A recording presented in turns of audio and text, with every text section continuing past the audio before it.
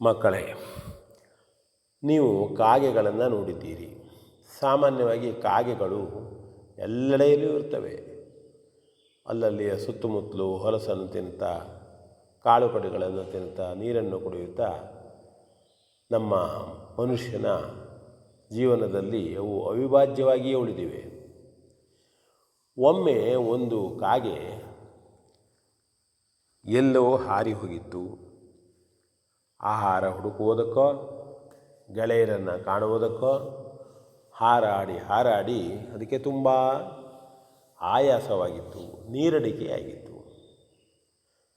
ಎಲ್ಲಾದರೂ ಸ್ವಲ್ಪ ನೀರು ಸಿಕ್ಕಿದರೆ ಕುಡಿಬೇಕು ಎಂಬುದಾಗಿ ಆಲೋಚಿಸುತ್ತಾ ಪ್ರಯಾಸವಾಗ್ತಾ ಇತ್ತು. ಒಂದು ಮರದ ಮೇಲೆ ಕುಳಿತುಕೊಂಡಿತು. ಸುತ್ತಲೂ ಕಣ್ಣಾಡಿಸಿತು. ಇಲ್ಲ, ಎಲ್ಲೂ ನೀರಿಲ್ಲ. ಅಷ್ಟರಲ್ಲಿ ದೂರದ ಒಂದು ಮನೆಯ ಮುಂದೆ ಒಂದು ಹೂಜೆ ಕಂಡಿತು. ಓಹೋ, ಇದರಲ್ಲಾದರೂ ಸ್ವಲ್ಪ ನೀರಿರ್ಬೋದಾ, ನೋಡೋಣ ಅಂಥೇಳಿ ಅಲ್ಲಿಗೆ ಹಾರಿ ಹೋಯಿತು. ಹೂಜೆಯನ್ನು ನೋಡಿದರೆ ಹೂಜೆಯಲ್ಲಿ ನೀರಿದೆ. ಆದರೆ ದೊಡ್ಡದಾದಂಥ ಹೂಜೆ ನೀರು ತಳಪಾಯದಲ್ಲಿ ಇದೆ. ಏನು ಮಾಡೋಣ? ಆಗ ಕಾಗೆ ಸಂಯಮದಿಂದ ವ್ಯವಹಾರವನ್ನು ಮಾಡಿತು.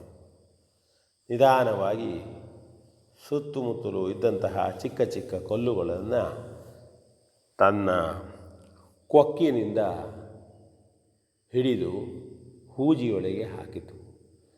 ಹಾಕಿದ ಹಾಗೆ ಕಲ್ಲು ಹೇಗೆ ಹೂಜಿಯೊಳಗೆ ಬಿತ್ತೋ ನೀರು ಮೇಲೇರುತ್ತಾ ಬರ್ತದಲ್ಲ, ಹಾಗೆ ನೀರು ಬಂತು. ಹಾಕಿತು ನೀರು ಮೇಲೆ ಬಂತು. ಕಾಗೆ ಸಾಕಷ್ಟು ನೀರನ್ನು ಕುಡಿಯಿತು.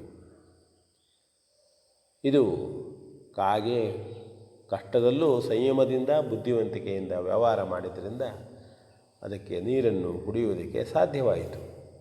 ಹಾಗೆ ನಾವು ಕೂಡ ಯಾವುದೇ ಸಂದರ್ಭದಲ್ಲಿ ಸಂಯಮವನ್ನು ಕಳೆದುಕೊಳ್ಳಬಾರದು. ಕಷ್ಟ ಬಂದಾಗ ಆಲೋಚನೆ ಮಾಡಬೇಕು, ಹೇಗೆ ಪಾರಾಗಬೇಕು, ಧೈರ್ಯವನ್ನು ಕಳೆದುಕೊಳ್ಳಬಾರದು ಎನ್ನುವುದು ಇದು ಚಿಕ್ಕ ಕಥೆಯಾದರೂ ಸಹಿತ ನಮಗೆ ಒಂದು ನೀತಿಯನ್ನು ಹೇಳುತ್ತದೆ. V N Bhagwat, Baraballi.